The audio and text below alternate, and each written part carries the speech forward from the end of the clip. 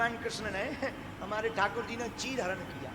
तो हमसे एक ऐसे ही बुद्धि वाले व्यक्ति ने पूछा, बताओ भगवान ने चीर हरण किया? हम कहा तुमने समझा होगा कपड़ों का हरण किया। सच तो ये है, भगवान ने चीर हरण करके गोपियों के अज्ञान का हरण किया। गुरु भी चीर हरण करता, अज्ञान का चीर हरण करता। और हनुमान जी जैसा गुरु हो। जय हनुमान ज्ञान गुण सागर, जय कपीस लोक उजागर। गुरु अज्ञान का चीर हरण करता, गुरु तुम्हारे अज्ञान को मिटा देता। अज्ञान तिमिरांधस्य ज्ञानांजन शलाकया, गुरु अज्ञान को मिटाता। गुरु ज्ञान का तेज पुंज प्रकाश, गुरु अंतस में ज्ञान होता है। गुरु मन की सफाई करती है। किसी नगर में एक महात्मा रहते हैं, उनके पास में पारस मणि थी। एक चोर उसके उन महात्मा के पास गया चोरी के हिसाब से, उनका वो झूठ मूठ का चेहरा। और जब भी महात्मा स्नान करने जावे तो वो पारस मणि को खोजे। चोर बहुत साल पत्थर ना उसे लगा लोगों ने झूठ फैला रखा उनके पास। एक दिन महात्मा बीच में किया, बोले जब हम नहाने जाते हैं तब तुम कपड़े क्यों पहनते, झोपड़ी को क्यों देखते? उस चोर ने कहा कि हमने सुना आपके पास मणि है। महात्मा बोले बिल्कुल है। तो बोले हमको 10 साल हो गए, एक भी दिन नहीं, रोज चोरी के हिसाब से खोल रहे। महात्मा बोले वो जो लोहे की गिनती है उसमें भी। चोर बोला फिर मणि तो है, बोले क्यों? बोले असली मणि तो लोहे को स्पर्श करते ही, टच करते ही सोना बना। महात्मा ने कहा बुद्धू अनुभव से बोल रहा है, प्रैक्टिकल का। उसने मणि तो थी और असली थी, लेकिन कपड़े में लपेटी। महात्मा ने कहा निकाल।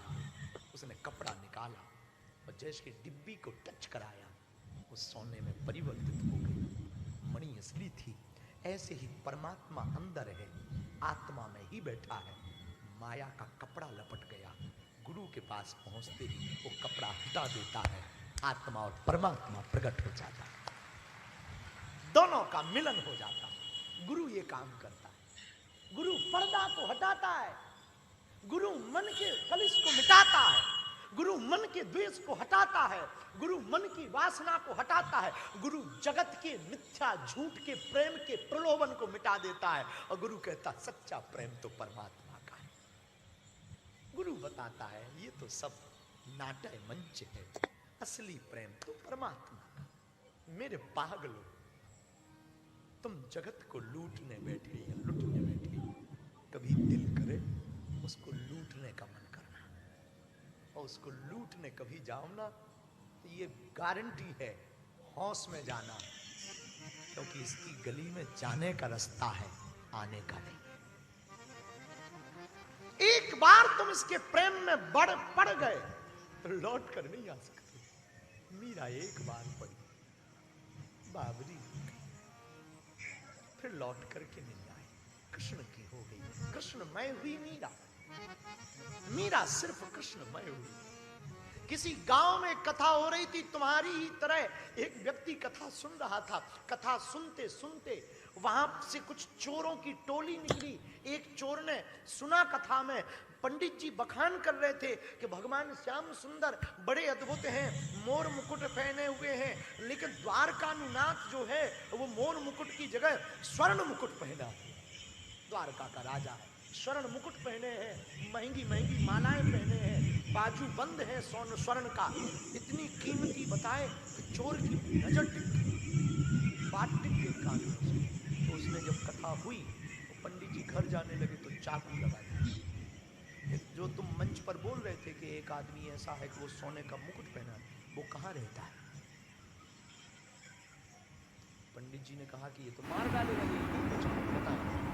बोले भैया वो हम कथा सुना रहे थे। बोले ज्यादा मत बन, वो सेठ कौन है? सोने का मुकुट पहनता है, बाजूबंद पहनता है, मोर बंसी बगल में रखता, पीतांबर पहनता, वो कहाँ रहता है, क्या नाम है उसका? चोर तो कभी कथा में गया नहीं, तो उसे पता नहीं तो कौन है, किसकी बात हो रही है। तो पंडित जी ने सोचा प्राण बचाना है, बोले भैया हम जिसकी बात बता रहे थे वो सेठ ना वृंदावन में रहता है। नाम क्या है? बांके बिहारी। ये वृंदावन कहाँ है? सुनो, हमारा पता क्या है? फलाने गाँव। हमारा पता गलत लोकेशन।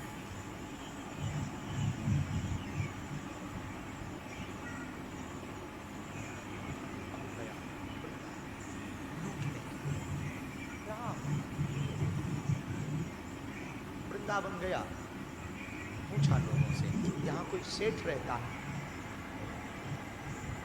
कौन सा सेठ? किसी ने कहा बांके बिहारी। तो कोई वृंदावन का भगत होगा, राधे राधे कह के बोला भैया वो तो सेठों का सेठ है। सेठ नहीं है, सेठों का सेठ है, यही रहता है। कहाँ रहता है? बगल में। मकान कौन सा है? उसका मकान नहीं है, मंदिर है। अच्छा, कितने बजे बाहर निकलता? अकेला जाता है? बाहर नहीं निकलता, वो रोज दर्शन देने बैठता। चोर को लगा कि कोई राजा वाजा है, राजा है, कोई होगा राजा, तो लोगों को दर्शन देता होगा, कोई राजा होगा। तो उसने पूछा कि क्या वो अकेला निकलता? बोले अकेला नहीं, रात को अकेला सोता जरूर। उसने कहा बात बन गई। अब ये आया बांके बिहारी के मंदिर में चोरी के हिसाब से। सामने में ठाकुर जी को देखा, मोर मुकुट पहने, त्रिभंगी मुद्रा है, बंसी लिए हुए हैं, काला कलूटा स्वरूप है, आहा अधरामृत लाल लाल हैं, गाल भरे हुए हैं, गले में वैजंती माला धारण किए हुए हैं, पीला पीतांबर पहने हुए हैं, पैर पर पैर रखे हुए हैं, कमर को लचकाए हुए हैं, घुंघराली लटें लटक रही हैं, काली कजरारी अखियां हैं, भरा हुआ गला है शंख की तरह। और वो श्यामल छवि को देखा, बाबरा हो गया, लेकिन इसकी नजर स्वरूप पे कम, सोने पे जाती। ये देख रहा, मुकुट भी है, चांदी का छत्र भी है, नीचे भी चांदी लगी हुई है, बड़ा माल पानी वाला आदमी। खूब खूब उसने सोचा कि तो बहुत भीड़ रहती, चोरी कैसे करें? उसने सोचा छोटी छोटी चोरी करने से बेहतर है यहीं पर हाथ मार, एक बार में ही लाइफ सेट। उससे सेवादान बन गया, रोज झाड़ू लगावे और देखे ठाकुर जी को तरफ। पुजारी जी को लगे कि बड़ा भगत है, झाड़ू नीचे लगाता, देखता ठाकुर जी की तरफ, अब वो बिल्कुल भी ठाकुर जी की तरफ नहीं देखता, गुड़ा भाग लगाता रहता। 500 ग्राम का तो मुकुट होगा, 2 किलो का तो चांदी का छत्र है, अरे लोटा भी चांदी का है, वाह मजा आ जाए। रोज देखता, कब 40 साल गुजर गए, झोपड़ी बनाकर रहने लगा, बुढ़ापा आ गया।